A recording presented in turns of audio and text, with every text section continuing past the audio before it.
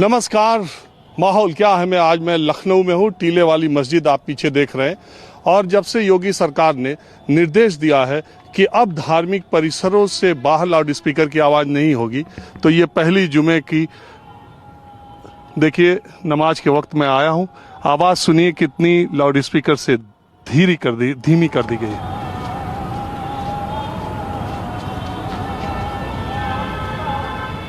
तो जो विवाद अजान और हनुमान पर चला था, उसका असर उत्तर प्रदेश में ये हुआ कि अब धार्मिक परिसरों से, मंदिर से, मस्जिद से, गुरुद्वारे से, गिरजाघर से जो आवाज़ लाउड स्पीकर से बाहर तक जाती थी, लेकिन अब देखिए आवाज़ कितनी धीमी है। मैं टीले वाले मस्जिद में हूँ। आज यहाँ पर जुमे की नमाज अदा हो रही है और उसके बाद पहले आपको नमाज दिखाता हूँ, उसके बाद यहाँ के लोगों से माहौल क्या है जानने की कोशिश करते हैं। नमाज के दौरान जो खुतबा पढ़ा जाता है वो भी देखिए कितनी कम आवाज़ में टीले वाली मस्जिद में लखनऊ में पढ़ा जा रहा है।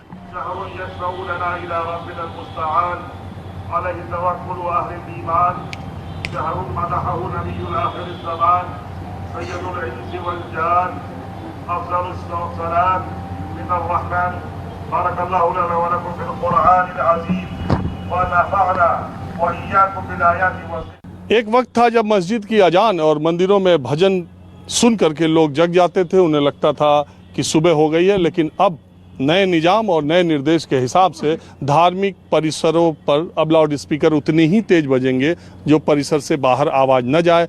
ऐसा निर्देश उत्तर प्रदेश सरकार ने जब दिया, हनुमान और अजान पर पूरे देश में जब विवाद हुआ, तो इस निर्देश के बाद पहली जो रोजे की जो पहली जुमे की नमाज है, उस वक्त मैं टीले की मस्जिद पर आया हूँ और मेरे साथ टीले की मस्जिद के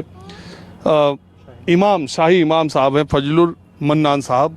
तो ये जो निर्देश आया उसके हिसाब से आपने क्या तब्दीलियाँ की इमाम साहब?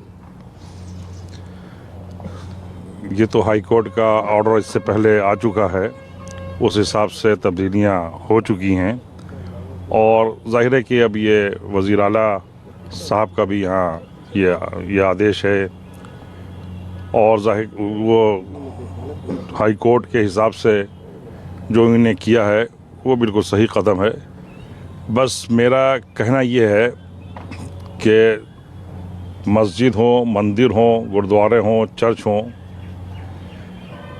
और ये सिर्फ़ किसी एक धार्मिक स्थल के लिए मुंतखब ना हो। अगर आदेश है हाई कोर्ट का तो वो सबके लिए है, किसी एक धार्मिक स्थल के लिए नहीं है। तो बहरहाल उन्होंने इस पे निर्देश दिए हैं। ये निर्देश उनका बिल्कुल, इस आदेश को हर तरह से पालन किया जाएगा और उनका ये कदम जो है ये ज़बरदस्त कदम है। तो आप उसका इस्तकबाल करते हैं? ज़ाहिर है कि हर अच्छे काम की, हर अच्छी बात का इस्तकबाल करना चाहिए और इस तरह से ये कदम जो उनका है ये बड़ा ही ज़बरदस्त है, तो उसका मैं इस्तकबाल भी करता हूँ। और सबसे बड़ी बात यह है कि इस साल उन्होंने रमज़ान की मुबारकबाद पेश की है हमारे वज़ीर आला उत्तर प्रदेश ने। हम और पूरी कौम उनके इसकी मुबारकबाद को कबूल करते हैं। मैं टीले वाली मस्जिद में पहले भी आया हूँ। मैंने देखा अजान जब होती थी बहुत दूर तक आवाज़ आती थी, जब खुतबा पढ़ा जाता था तब भी दूर तक आवाज़ आती थी। आज मैं जब आया तो लाउड स्पीकर की आवाज़ आपके मेन गेट के बाहर भी नहीं जा रही थी। तो ये तब्दीली तो आज ही पहली बार हुई है? हाँ, ये तब्दीली काफ़ी देर से चली आ रही है, जब से हाई कोर्ट का ऑर्डर आया है और जब से ये हमने जो उसका तरीक़ा है उसी पे अमल हो रहा है। तो आपको लगता है कि ये जो अजान पर विवाद किया जा रहा था कि भाई ऐसा क्यों है, ये ठीक है कदम? अब तो विवाद का कोई मकसद और मतलब ही नहीं है कि जब अजान या कीर्तन या भजन जो है वो सब महदूद हो गई है, वो सिर्फ परिसर तक हो गया है, इसलिए मैं ये समझता हूँ कि अब विवाद जो है ये बिल्कुल फजूल है। आपने बात की, इसका बहुत शुक्रिया। अब मैं बिल्कुल आम से लोग जो है अब उनसे बात करता हूँ। शाही इमाम साहब ने हमको वक्त दिया, आज जुमे की नमाज के बाद मैं यहाँ पर आया हूँ। बिल्कुल आम से लोग हैं, आप बताइए। मैं सिर्फ ये जानने आया हूँ कि ये अजान पे जो विवाद हो रहा था इसके लेके मुसलमानों के बीच में माहौल क्या है? नहीं, माहौल तो अच्छा है, लेकिन एक बहाना है, एक साजिश के तहत किया गया। पहले इस तरीके के प्रोपगंडा किए गए और माहौल को ख़राब किया गया, और माहौल को ख़राब करने का बहाना मकसद था अजान को बंद कराना। और ये पारदर्शिता, जो भी कानून बनाया गया है उसमें कहीं पारदर्शिता नहीं होनी चाहिए। वो सभी कम्युनिटी के लिए वो लागू होना चाहिए। और जिस तरीके से हनुमान चालीसा को लेकर के और इस लाउड स्पीकर लगाए जा रहे हैं, एक कम्युनिटी को टारगेट किया जा रहा है, वो टोटल गलत है। नहीं, अगर नहीं होना चाहिए। मैं ये कह रहा हूँ कि अगर ये नियम हो कि सारे धार्मिक परिसरों से उतनी ही आवाज आएगी जितनी बाहर नहीं जाएगी, तब तो ठीक है, सबके लिए हो तब तो सभी के लिए कानून, जो कि एक जैसा, एक समान कानून होगा, तभी तो सभी को पालन करना चाहिए मेरे हिसाब से, सभी धार्मिक लोगों को। कहीं ऐसा तो नहीं कि अगर अजान की बात कही जाती है तो मुसलमानों को लगता है कि उनको टारगेट किया जाए, जबकि बात तो मंदिरों के लिए भी की जा रही है, बात तो गुरुद्वारे के लिए भी की जा रही है। बात ये नहीं है, जैसा कि दिल्ली में देखा आपने, अफ्तार का टाइम था, एक कम्युनिटी को लेकर टारगेट किया गया, एक समाज को लिया गया और किसी और ने फेंका और मुसलमान को टारगेट किया गया। कैसे आप कैसे इसलिए मैं कह रहा हूँ, क्योंकि उस वक्त जो है, जो भी वीडियोज़ आई हैं, जो देखा गया है, उसमें मुस्लिम माइनॉरिटीज़ का कहीं कोई वीडियो नहीं है। उनको टारगेट करके उनके घरों को तोड़ा गया, उजाड़ा गया। जबकि लाइन ऑर्डर ये है कि किसी भी कमेटी को तोड़ा जाए, पहले उसको नोटिस किया जाए। ये बात आपकी बिल्कुल दुरुस्त है कि जब वहाँ पर विवाद हुआ, मैं वहाँ गया भी था जहांगीरपुरी में, जब विवाद हुआ तो अतिक्रमण हटाने का जो शुरुआत हुई वो वहीं से हुई जहाँ से मुस्लिम बस्ती शुरू होती थी, और वो मस्जिद के आगे जाते जाते सुप्रीम कोर्ट का ऑर्डर आ गया तो रुक गया। हालांकि सुप्रीम कोर्ट का ऑर्डर पहले आया था, उसके बाद भी तोड़फोड़ की कार्रवाई होती रही। लेकिन एक बात दूसरी भी है कि पत्थरबाजी के अगर वीडियो आपने देखे होंगे तो बहुत सारे उसी कम्युनिटी के लोग थे जो पत्थरबाजी करते हुए पाए गए। ये बात मैं बिल्कुल दावे के साथ नहीं कह सकता, ना आप कह सकते कि विवाद की शुरुआत हुई कैसे थी। मस्जिद के सामने से 2 शोभा यात्राएं बिल्कुल शांति से गुजर गई थी, तीसरी गुजरी और आधी से ज़्यादा हो गई थी और उसके बाद विवाद हुआ। मेरा किसी एक तरफ की बात मैं नहीं कर रहा हूँ, मैं सिर्फ ये बात कहना चाहता हूँ, कहीं ज़रूरत से ज़्यादा मुसलमान इस बात को लेकर सेंसिटिव तो नहीं हो जाते हैं, क्योंकि योगी की सरकार में पिछले 5 सालों में या मोदी की सरकार में बीजेपी के लोग कहते हैं कि ये मुसलमान बताएं कि उनके साथ क्या ज़्यादतियाँ हुई, क्या भेदभाव हुआ, क्या उनको कोरोना में अनाज उनको नहीं मिला, क्या उनको टीका लगाने में ये पूछा गया। उनके सरकार की तरफ से ये तर्क आता है, इसलिए मैं पूछ रहा हूँ। बात सरकार योगी की नहीं है, हुकूमत तो कोई ना किसी की होगी।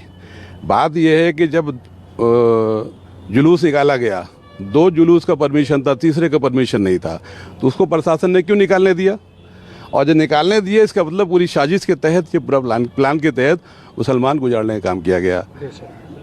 इसलिए मैं मजम्मत करता हूँ और विरोध करता हूँ, गवर्नमेंट विरोध करता हूँ। इस तरीके से आगे कोई भी ऐसी साजिश ना हो जिससे किसी एक कम्युनिटी को तकलीफ हो कि साहब मेरे ऊपर एक तरफा कार्रवाई की जा रही है।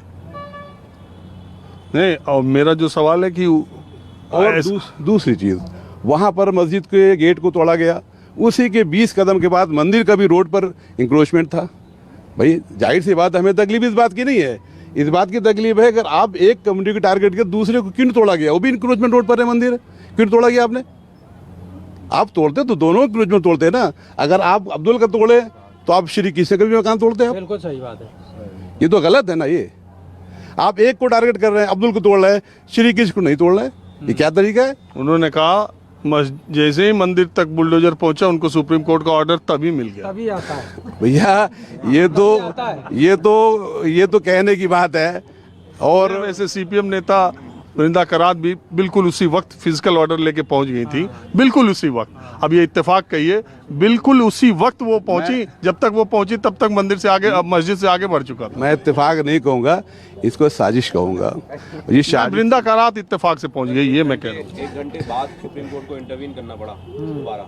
नहीं, एक मिनट। जी, ये तो मेरे हिसाब से जो मैं वीडियो देख रहा हूँ, फेसबुक को देख रहा हूँ, वो तो एक प्लानिंग के तहत किया गया। और बाकी एक बात है कि सुप्रीम कोर्ट ने जब आदेश दिया कि यथास्थिति कायम रखी जाए या नहीं, बुलडोजर रोक दिया जाए, कार्रवाई चलती रही। जब दोबारा सुप्रीम कोर्ट को अप्रोच किया गया और सुप्रीम कोर्ट ने जब दोबारा सुनवाई की तो सुप्रीम कोर्ट के जजेस ने कहा कि ये गंभीर बात है कि हमारे आदेश देने के बावजूद वहाँ पर कार्रवाई चलती रही। अब 2 हफ्ते बाद फिर सुनवाई होनी है, इस पर फैसला आएगा। बहरहाल मैं टीले वाली मस्जिद में मुसलमानों के बीच माहौल क्या है जानने की कोशिश कर रहा हूँ। कुछ और आम से लोग हैं, आपका इस बारे में क्या कहना है कि अजान और हनुमान पे जो विवाद हो रहा है इस पर आम मुसलमान क्या सोचता है? कुछ बता रहे थे, आप उनसे बात कर लीजिए। हाँ बताएं। सर ये 2014 या स्पेसिफिकली 2017 के बाद हमने देखा कि उत्तर प्रदेश जो है एक एपिक सेंटर बन गया है, जहाँ पे एक तरह से प्रयोगशाला बन गई है और उसको पूरे इंडिया में स्प्रेड किया जाता है।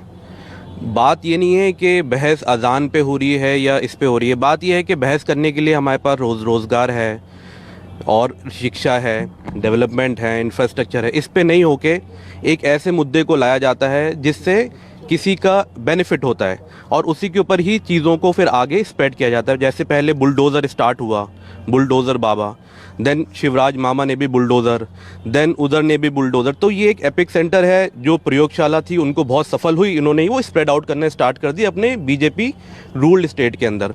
इससे किसी का फ़ायदा या नुकसान किसी को नहीं है, गरीब आदमी पिसता है, गरीब आदमी मरता है। अमीर हैं या वो हिंदू हैं या मुसलमान, उन्हें कोई फ़र्क नहीं पड़ता, वो आज भी खुश हैं, रह रहे हैं अपने घर में। बट कहीं ना कहीं जब अजान या भजन या इस चीज़ों को लेके आता है तो कहीं ना कहीं एक आप ध्रुवीकरण की राजनीति कर रहे हैं, जो आज की डेट में 21वीं सेंचुरी शायद लोग उसको कुछ हद तक पसंद करते हैं, कुछ परसेंटेज है, बट ज़्यादातर लोग जो है आज डेवलपमेंट की बात करना चाहते हैं और वो चाहते हैं कि ये सब चीज़ें ना हो, इस सब चीज़ों से हम उठ जाएं। मगर अब वो और इसके अंदर घुसते जा रहे हैं क्योंकि उन्हें इससे बेनिफिट मिल रहा है। बेनिफिट कैसे मिल रहा है? 2017 में जीते, 2021 में जीत गए, यानी हमने जो हम कर रहे हैं उससे लोग खुश हैं। और करो और फैलाओ। तो इसका काउंटर सवाल ये भी है, मैं जो मुस्लिम तुष्टीकरण की राजनीति करने का जिन राजनीतिक दलों पर आरोप लगता है, आज़ादी को हुए 75 साल हो गए, मुसलमानों की स्थिति पढ़ाई लिखाई कमाई में देश के दलितों से भी खराब है और उनकी आप खुद ही जानते हैं, यहाँ सारे लोग मेरी बात से सहमत होंगे, पढ़ाई का क्या उनका स्तर है, गरीबी का उनका क्या स्तर है, रोजगार का क्या स्तर है, देश के दलितों से खराब स्थिति में मुसलमान रहता है। तो फिर ये मुसलमानों के हमदर्द जो 75 साल राज किए, उनके ऊपर आपका कोई गुस्सा नहीं है? सर सबसे बड़ी मीडिया की प्रॉब्लम क्या है कि हम आज की बात करते हैं तो वो 75 ईयर्स तक पहुंच जाते हैं। वो एक तरह से बिल्कुल जायज़ भी है क्योंकि जो स्थिति है उस पर क्वेश्चन करना लाजमी है। बट हमने अगर वो सरकार हटा के एक नई सरकार आई है तो वो सरकार अगर वही रिपीटेटिव चीज़ें कर रही है, वो मुसलमानों के लिए क्या कर रही है? चलिए वो तो हट गई, जो सरकार थी, कांग्रेस थी हट गई, समाजवादी थी हट गई, बसपा थी हट गई, अब बीजेपी आई है ना। एटलीस्ट उन्हें पता चला है कि उन्होंने इन सब के लिए कुछ नहीं करा, कम्युनिटी के लिए। एटलीस्ट इनको इस कम्युनिटी के लिए करना चाहिए। एटलीस्ट आपको एटलीस्ट शिक्षा के अंदर मुस्लिम्स का जो भी पैमाना है आपको उसको डेवलपमेंट करना चाहिए। मदरसों के अंदर आपको सिलेबस लाना चाहिए ताकि जो बहुत से ऐसे मदरसे में मुस्लिम बच्चे हैं जो खाली इस्लामिक स्टडी करते हैं, साथ साथ वो अपनी ये एकेडमिक स्टडीज़ भी करें। आपके पास तो पूरा का पूरा ग्राउंड खाली है ना, लोगों ने कुछ नहीं करा। आप अगर ABC करेंगे तो आपका 100% वो हो जाएगा सक्सेस रेट। आप क्यों नहीं कर रहे हैं? सवाल तो हम इनसे भी पूछेंगे। हमने उनको हटा दिया, हमारे पूर्वजों ने जो भी किया, जिस भी तरीके से किया, चाहे कांग्रेस ने डरा के करा, हमें पता है कांग्रेस में बाबरी मस्जिद के दरवाजे कौन सी शासन में खुले थे या उन्होंने मुस्लिम्स के लिए कितना करा है। बट आज की सरकार क्या कर रही है, हम वो भी तो पूछेंगे ना।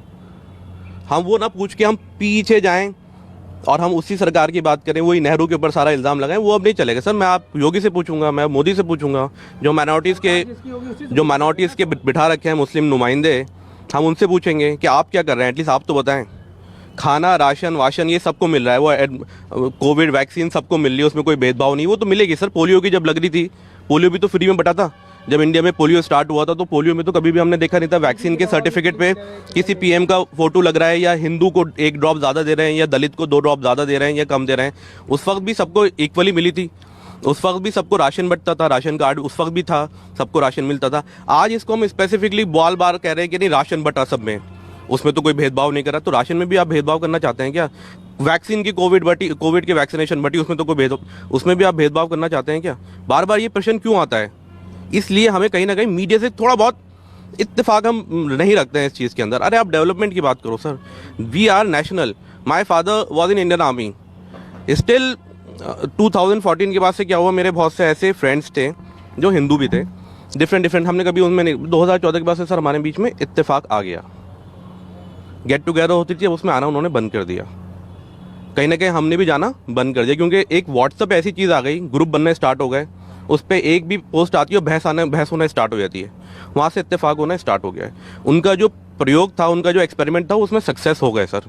देश का दुर्भाग्य यही है, आपकी बात से मैं पूरी तरह सहमत हूँ। मैंने आपको वक्त भी दिया कि देश का दुर्भाग्य यही है कि सोशल मीडिया, नेता, इन संस्थाओं को जो काम करना चाहिए था वो काम शायद वो नहीं कर रहे, और इंसान बनाने की जगह हिंदू और मुसलमान बनाने में लगे हैं, हिंदू और मुसलमान को बांटने में लगे हैं। बात इसकी नहीं है कि अजान कितनी तेज बजी है, कितनी देर तक बजे, किस डिस्टरबेंस है। बात इसकी है कि सबको अपनी धार्मिक आस्थाओं, परंपराओं को अपने हिसाब से निभाने का हक होना चाहिए, और अगर फैसला एक के लिए होता है तो वो सबके लिए होना चाहिए। आप क्या करें? सर मैं भी ये बात है अपने भाई से पूरे तरह से इत्तेफाक रखना चाहूँगा। सर जैसे कि आपने ये बात पूछी कि अजान कैसी होना चाहिए, कितनी होना चाहिए, भजन कैसा होना चाहिए, मैंने ये नहीं पूछा। मैं कह रहा हूँ 75 साल पहले जैसे भाई ने हमारे कहा 2014 के बाद से बड़ा अंतर आने लगा। ये हम लोग सभी देख रहे हैं, बहुत बड़ा अंतर आने लगा। हम लोग होली में जाते थे, दिवाली में जाते थे, वो लोग बुलाते थे, सेलिब्रेट करते थे, हम लोग भी करते थे, मगर अब लोग कटने लगे, इस तरह की बात और बहस करने लगे लोग। तो बहस का मूल मुद्दा धर्म हो गया, और हम ये सामाजिक जीवन में भी ये एक साजिश के तहत किया जा रहा है, क्योंकि इसमें एज ए लेकिन हम ये कह रहे हैं समाज में निचले लेवल तक समाज में आम लोग भी तो बट रहे हैं। आम लोग मतलब 75 साल पहले जिसने आज से पहले और भी लोगों ने राज किया, मगर इसमें किसी को किसी तरह की कोई प्रॉब्लम नहीं थी, ना भजन से थी ना अजान से थी। आज तक माहौल बिल्कुल सही चलता चला आ रहा था, किसी तरह की कोई मामलात नहीं। और मेन बात जो है बेरोजगारी की करना चाहिए, डेवलपमेंट की बात करना चाहिए, एजुकेशन की बात करना चाहिए। उसमें सबसे बड़ा योगदान मैं मीडिया का कहूँगा, सिर्फ मीडिया का कहूँगा, क्योंकि उसका सबसे बड़ा फोकस होना चाहिए। अगर कोई भी तरह से इस तरह की बात होती है तो सबसे पहले ये राजनीति सत्ता का, इसका मीडिया में बहुत बड़ा योगदान होता है। और सत्ता को अच्छे कामों को उजागर करना होता है, सत्ता के गलत और गुमराह वाले कामों की निंदा करना होती है, ताकि वह अपने कार्यों को उसमें संशोधन कर सके। और उसको विवश करना पड़ता है कि आप अपने जो कानून है या जो आप जो बहस कर रहे हैं वो गलत है, उसको बदलना चाहिए। और सर हम आपको यहाँ पे ये बताना चाहेंगे कि आप लोग इसमें प्लीज़ अनुरोध करना चाहेंगे कि आप लोग सिर्फ डेवलपमेंट की बात करें, प्लीज़ शिक्षा की बात करें, बेरोजगारी की बात करें। थैंक यू, धन्यवाद। मैं तो कहना चाह रहा हूँ कि अजान तो सिर्फ 5 मिनट का होता है और कभी विरोध नहीं हुआ, और 3 मिनट को हार्डली 3 मिनट का अजान होता है। मैं देखता हूँ जब इलेक्शन आता है तब ये मुद्दे आम हो जाते हैं। जहाँ इलेक्शन होता है वह हिंदू मुसलमान होता है। अब इसका पूरा टारगेट चूँकि हिंदुस्तान में इसलिए बनाया जा रहा है कि 2024 इलेक्शन लोकसभा आ रहा है, उस लोकसभा 24 तो अभी बाद में है, उसके लिए कुछ और बनेगा। अभी जो 22 चल रहा है ये मुद्दा अजान और हनुमान का आपको मालूम है, राज ठाकरे ने शुरू किया, मुंबई से शुरू हुआ। मुंबई में बीएमसी के चुनाव है, दिल्ली में एमसीडी के चुनाव है, और जो लोग दिल्ली और मुंबई की राजनीति करते हैं उनको मालूम है कि एमसीडी और बीएमसी में क्या है और कितना इम्पोर्टेंट है। तो ये चुनाव अगर ना आए, हम तो कहते हैं कि प्रधानी से लेकर प्रधानमंत्री का चुनाव अगर एक ही बार में हो जाए तो बार बार ये तनाव ना हो। बिल्कुल सही कहा आपने कि अगर ये पूरे 5 साल में एक टारगेट लोकसभा विधानसभा मिला के चुनाव हो जाए, सब चुनाव सारे चुनाव एक साथ हो जाए, तो ये मुद्दे ही खत्म हो जाएंगे। चूँकि मैं ही देख रहा हूँ कि ये सारे जो मुद्दे जब भी इलेक्शन आता है अपने आप निकल के आ जाते हैं, और जिसकी राजनीति बुझ रही होती है वो मुस्लिम को लेकर टारगेट करता है और राजनीति में चमका लेता है। बस मुद्दा ये कि मुसलमान एक प्रचार करने का बढ़िया माध्यम है और मुसलमान को टारगेट लेकर। ऐसा तो आप नहीं महसूस करते हैं कि मुसलमान ऐसा तवा बन गया है जिस पर सियासी रोटी जो चाहे वो सेक ले? सर बस इतना कहना चाहूँगा कि हम सब भाई भाई हैं, ये सब नहीं होना चाहिए जो हो रहा है, गलत है ये। हर दिल में भाई के लिए मोहब्बत होती है, चाहे वो हिंदू भाई हो चाहे मुस्लिम हो, सब हम एक हैं। ये कुछ लोग जो ऐसे हैं ये जो कर रहे हैं ये अच्छा नहीं कर रहे हैं, गलत है ये। सर बस थैंक यू। आपका क्या राय है? अरे हमारा तो राय ये है, क्या वो मंदिर क्या वो मस्जिद जो कुछ भी है सब इसी पर आके रुक जाता है, चाहे कोई सा इलेक्शन हो या कुछ हो। अरे इसको छोड़ के बात करी जाए। ये कोई आज की तो अजान होने रही है, ये आज तो कोई मंदिर में मैक बज नहीं रहा है, रामायण होने रही है, 50 साल से चला आ रहा है ये। या गुरुद्वारा हो या मंदिर हो या मस्जिद हो, ये मैक आज से तो लगे नहीं है यहाँ, 50-60 साल से लगे हुए हैं ये। सब ले दे के सब अभी इलेक्शन का समझ लीजिए या कुछ भी आप समझ लो। लेकिन हम ये कह रहे हैं जब जनता को पता है कि ये इलेक्शन की वजह से ही हो रहा है तो जनता भी इतना भरम में क्यों आती भाई है? सवाल इस बात का है कि अगर कोई नई चीज़ आप उसको पैदा हो रही हो तो उस पर आप पाबंदी लगाओ। ये तो आज 50-60 सदियों साल से चला आ रहा है ये। अब आप उसको जो है बता रहे हो कि मंदिर में अच्छा, आप एक बात बताइए, आपने कोरोना का इंजेक्शन लगवाया? है कोरोना का, कोविड का इंजेक्शन लगवाया? हमने हाँ लगवाया, दोनों? अभी एक लगा है। क्यों, दूसरा क्यों नहीं लगा? दूसरा यूँ नहीं लगवाया कि वो कहने लगे कि जो है कुछ लोगों को सही लग रहा है, अभी सही नहीं लग पा रहा है। और आपने लगवाया? जी नहीं लगवाया, क्यों नहीं लगवाया? नहीं लगवा पाए। आपको भी पता चला कि इससे बीमारी हो जा रही है, इससे लोग मर जा रहे हैं? मालूम है, लेकिन हमें अल्लाह पे भरोसा, अल्लाह जो चाहेगा वो होगा। हमारी मौत मुकर्रर है, जिस वक्त अल्लाह चाह देगा अब उस वक्त हो देखिए, जाएगी। यही मेरा विरोध आपसे होता है कि आप अपनी पता नहीं किन मान्यताओं की वजह से पूरी दुनिया में कोविड का वैक्सीनेशन हुआ, लेकिन आप इसलिए नहीं लगवा रहे थे कि इसमें कुछ है गड़बड़। इसी तरह पोलियो का ड्रॉप जब पिलाना शुरू हुआ तो बहुत सारी मुस्लिम बस्तियों में इसका विरोध किया गया कि हमारे खिलाफ इसमें कुछ है। आपको याद होगा विरोध हुआ था, हुआ था ना जी। तो कई बार आपकी कम्युनिटी की तरफ से भी इस तरह की चीज़ें होती हैं जो दूसरे लोगों को सोचने पर मजबूर करती है कि ऐसा ही आप क्यों सोचते हैं? जहन है हमारे दिमाग में, यही बसा हुआ है। सर यही तो बदलने की ज़रूरत है सर। यही तो सब मुसलमानों की हालत सब पहले से बदतर रही है। ये नहीं कि आज मोदी और अमित शाह आ गए। तो सच्चर कमेटी की रिपोर्ट देखिए मुसलमानों की, आप जो कह रहे थे दलित से बदतर रहा है शुरुआत से ही। सर हम लोग सर वो एक लेवल ऑफ एजुकेशन होता है सर, हम लोग को वो नहीं मिल पाया है। हम लोग को वो लेवल ऑफ एजुकेशन नहीं मिला है तो हम आज हमको जो कह दिया जाता है वो मान लेते हैं कि हम ये है। हम अपनी लॉजिकल थिंकिंग यूज़ ही नहीं करते। आप ये मानते हो ना? देखो आप यंग मुस्लिम हो। हम मान रहे हैं सर, यंग मुस्लिम मानते हैं सब, क्योंकि सर जो अब जो न्यू जनरेशन आ रही है सर वो पढ़ रही है। लेकिन सर और पढ़ने की ज़रूरत है सर। अभी उस लेवल पे नहीं पहुंच पाए हैं हम, और कम्युनिटीज़ से भी नीचे हैं सर। अभी हमें सर हमको रेडिकलाइज किया जाता है सर। मतलब आप खुद जानते हैं सर। अगर, और मैं ये नहीं कहता सर मुस्लिम रेडिकलाइज नहीं है, अगर सब मुस्लिम इतना ही रेडिकलाइज होता तो मैं नाम नहीं लूँगा बहुत सी पार्टीज़ का, सब मुस्लिम उनको फुल सपोर्ट देता है कि नहीं देता? उनको 0.02% चाहे बंगाल में हो चाहे वो यूपी में हो। अगर मुस्लिम, आपका इशारा ओवैसी की तरफ, अब मैं नाम नहीं लूँगा सर, तो सब मुस्लिम सपोर्ट करता। सर मुस्लिम इतना रेडिकलाइज नहीं है जैसा कि ये लोग दिखाते हैं, बीजेपी वाले और कुछ मीडिया वाले दिखाते हैं कि मुस्लिम इतना रेडिकलाइज्ड है, ये ऐसा है। सर नहीं है, ऐसा नहीं। हम लोग को गलत कुछ तो अपनी मान्यताओं में ऑर्थोडॉक्स है, कुछ तो अपनी मान्यताओं में कंजर्वेटिव। मैं ये नहीं कहता दूसरे धर्म में नहीं है। जहाँ शिक्षा कम है, जहाँ समझदारी कम है और जहाँ पर धर्म गुरुओं का प्रभाव बहुत है, वहाँ ये परेशानी आती है। आप मानते हो? तो जाहिर सी बात है सर। जब आप खुद कह रहे हैं कि सच्चर कमेटी के हिसाब से कि ये दलित से भी कम मतलब नीचे आ रहा है मुस्लिम, तो आप खुद कह सकते हैं कि एक लेवल ऑफ, सर आप खुद क्रोनोलॉजी समझिए, तो एक लेवल ऑफ एजुकेशन इसका मतलब कम है उसका। सच जब लेवल ऑफ एजुकेशन सर उस लेवल पे उसको एजुकेशन ही नहीं मिल रही है या वो इतनी ऊपर ही नहीं जा पाए, तो सर वो उसकी आप थिंकिंग आप खुद समझ सकते हैं। लेकिन ये है कि अब सर जैसे वो सर ये अजान और उसका टाइम नहीं है सर। इलेक्शन से पहले तो आप कह देते हैं कि सर हम स्कूटी देंगे, हम पढ़ाएंगे, और सर फिर 5 साल आप भूल जाते हैं। फिर जब इलेक्शन आने वाला होता है 6 महीने पहले, फिर आपको अजान याद आ जाता है। फिर आप 6 महीने पहले कहते हैं हम स्कूटी देंगे, आपका घोषणा पत्र आता है, फिर आप घोषणा पत्र भूल जाते हैं।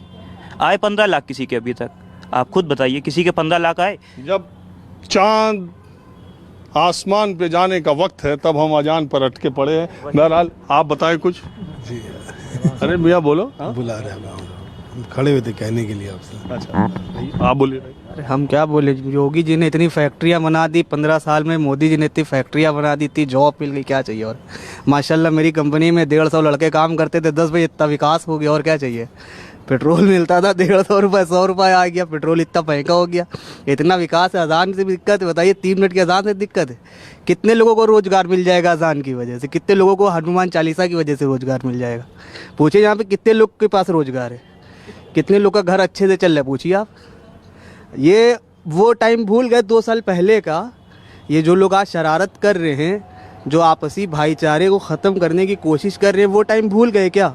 जब पहले लॉकडाउन लगा था तो आपको सबसे ज़्यादा नज़र आए होंगे टोपी वाले ही मदद करते। लोगों को खाना खिलाते जो नज़र आए होंगे वो टोपी वाले ही आए थे। पिछले साल जब पिछले साल डेथ हो रही थी, योगी जी वो गंगा किनारे कपड़े पड़े हुए थे ना, वो उठा रहे थे, जब टीन लगवा दी थी यहाँ पे बैकुंठ धाम पे, याद होगा आपको। तब हमारे मोहल्ले के अंदर वीडियो शायद मेरी डिलीट करने में दिखाता इस पर, हिंदू भाई डेथ हो गई तो उसके रिश्तेदार उसके लड़के नहीं छू रहे थे। मैं अलीगंज में रहता हूँ, उनके लड़के नहीं छू रहे थे। तब हम लोग रोज़े से रह करके तब उनका अंतिम संस्कार उनको लेके गए, मंदिर पे रखा, जय श्री राम के नारे के साथ उनको ले जा करके उनकी अस्थि वगैरह जो भी था सब हम लोगों ने किया। तुम मम्मी से नफरत कर रहे हो, अजान से नफरत कर रहे हो, यार ये क्या है? सनातन धर्म का मतलब पता है?